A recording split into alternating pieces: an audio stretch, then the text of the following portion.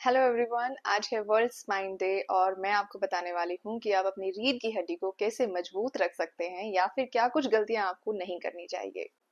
रीढ़ की हड्डी को फिट एंड फाइन रखने के लिए कहा जाता है कि हमें कुर्सी पर हमेशा सीधे होकर बैठना चाहिए, यानी कि 90 डिग्री पर आपको बैठना चाहिए। लेकिन असल में बात यह है कि अगर हम अपनी कमर को पीछे झुका कर थोड़ा सा बैठ जाते हैं, कमर लगा लेते हैं और 10 डिग्री का झुकाव कर लेते हैं, तो ऐसा करने से हमारी कमर की मांसपेशियों को काफी आराम मिलता है। भी वजनदार सामान को झटके के साथ नहीं उठाना चाहिए। ऐसा करने से हमारी मांसपेशियों में लचक हो सकती है और दर्द उत्पन्न हो सकता है। इसलिए कभी भी जब भी आपको भारी सामान उठाना हो तो आप सजग माइंड, एकदम अलर्ट माइंड के साथ बहुत ही आराम से उसको उठाने का प्रयास।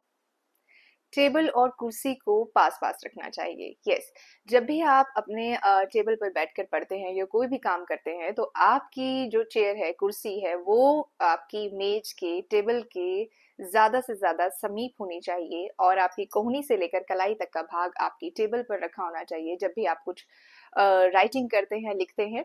ऐसा करने पर आपकी कमर में कम दर्द महसूस होगा और आपकी मांसपेशियां भी आराम आराम। रीढ़ की हड्डी को मजबूत रखने के लिए आपकी कोर का मजबूत होना भी बहुत इंपॉर्टेंट है।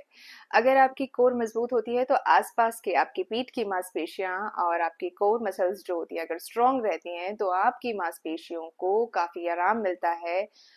हल्का थोड़ा बहुत योग और हल्का व्यायाम अगर आप प्रतिदिन करते हैं तो आपकी कमर में दर्द कम होने की आशंका रहती है। आपको उठने, बैठने, चलने फिरने में कभी भी कोई दिक्कत नहीं होगी।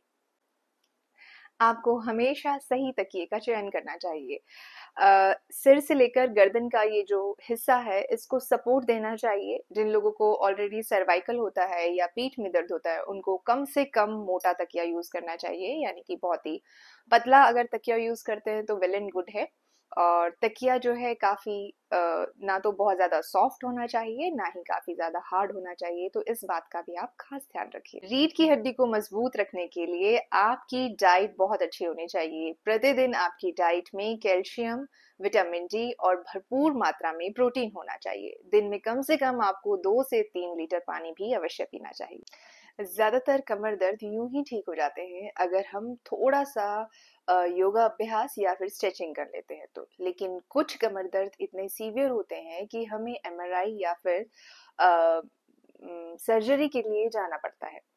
तो कोई भी व्यक्ति फौरन सर्जरी के लिए या सर्जरी ना कराए कमर दर्द के लिए। अगर आपको डिस्क बल्जिंग है, आपकी डिस्क में प्रॉब्लम है, तो उससे घबराना नहीं है। आपको